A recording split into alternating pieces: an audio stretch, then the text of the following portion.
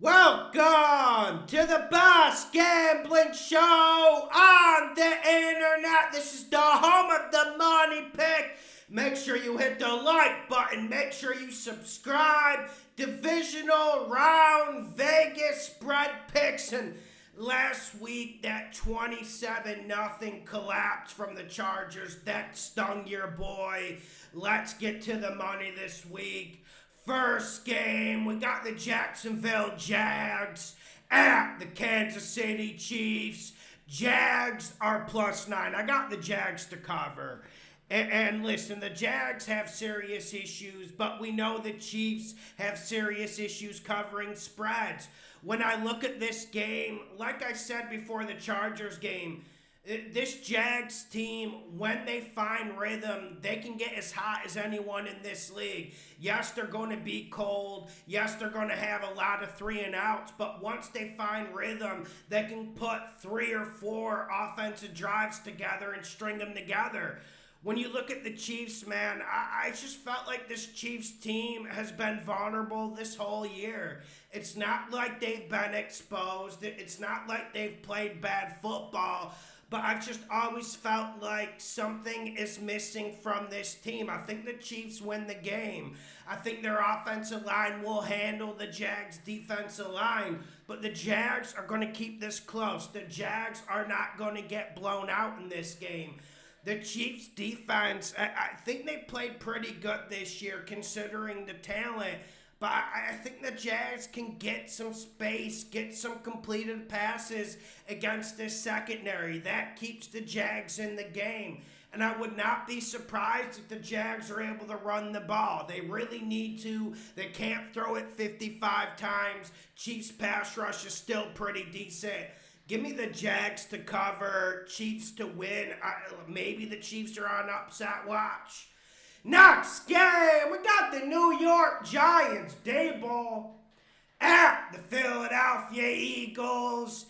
Eagles are -7.5. I got the Giants to cover, Eagles to win. I think this half point is really, really relevant here. And when you look at the talent of these two teams, the Eagles should blow them away in a blitzkrieg type performance. But I just don't see that happening. I see the Giants moving the football. And, you know, it's easy to move the football against the Vikings defense. But we've seen time and time again, no matter what circumstances Dayball and Daniel Jones face, they move the ball, and I think they can. And I still have questions about this Eagles run defense. Yeah, they've added some interior players, but it still hasn't shown the improvement that I thought they would. And also, I think coming off this bye week, I would not be surprised if the Eagles start slow. I do think they have a great second half, but we know the ingredient to the Eagles this whole year has been to come out in the first half and absolutely blow teams off the field, and I just can't see that happening this game. I don't think the Giants pull the upset because, listen, man, Hurts hasn't thrown the ball well the second half of the season. But at a certain point, you need dogs, and I don't think they can cover Brown, Smith, or Goddard. Give me the Eagles to win, Giants to cover. Next game, we got the Cincinnati Bengals at the Buffalo Bills. Bengals are +5. Money, money, money! Money! Bengals to win and to cover, but the money pick is with the +5. Listen, man, let's just talk about this game. I think obviously it's the most interesting game of the weekend. We got the Bengals kind of getting screwed here, man, having to go to Ralph Wilson. We know Ralph Wilson is not an easy place to play. And the Bengals come into this game limping. And I'm not even talking about the Ravens' performance. I'm worried about the offensive line injuries. We know La'el Collins is out. We know Kappa got injured. And Williams, that big, great left tackle, it looks like he's hurt. But I do think Kappa and Williams play in this game. And that's why the spread is the way it is. And Can we just talk about that Bills performance against the Miami Dolphins? That was really, really bad. Letting Skylar Thompson stay in a playoff game is really troublesome. And if you're a Bills fan, you should be shaking watching Jamar Chase and Joe Burrow rolling to your field, even with me playing offensive line. Now, Rousseau, we know he's been great for Buffalo, but I don't think their pass rush is as good as it was earlier in the season. This is the type of game they signed Von Miller for, and I think the Bengals will find enough. And we've seen the Bengals win road playoff games, giving up 8 or 9 goddamn sacks. And I just look at the explosion, and I look at this Bills secondary struggling. This Bills secondary hasn't played good the last 7-8 weeks, and they really haven't played good this whole damn season. I think that's the difference. And on the other side of the ball, we got Josh Allen just turning the ball over for fun. And Cole Beasley, we saw how involved he was against the Dolphins. That should scare you if you are a Bills better this game. That shows my thesis is right. Gabe Davis isn't good. Isaiah McKenzie isn't good. And that's why Cole Beasley's involved. And I just think the Bills lose the turnover battle here. And when you look on paper, you always feel like, damn, this Bengals secondary kind of sucks, man. Outside of Mike Hilton and Bates, are there any dogs? Are there anyone who can get into man-to-man coverage and really win battles? But time in and time again, it just doesn't make a difference. This Bengals defense finds a way to get stops. They find a way to get turnovers, and I think they win this game because of that.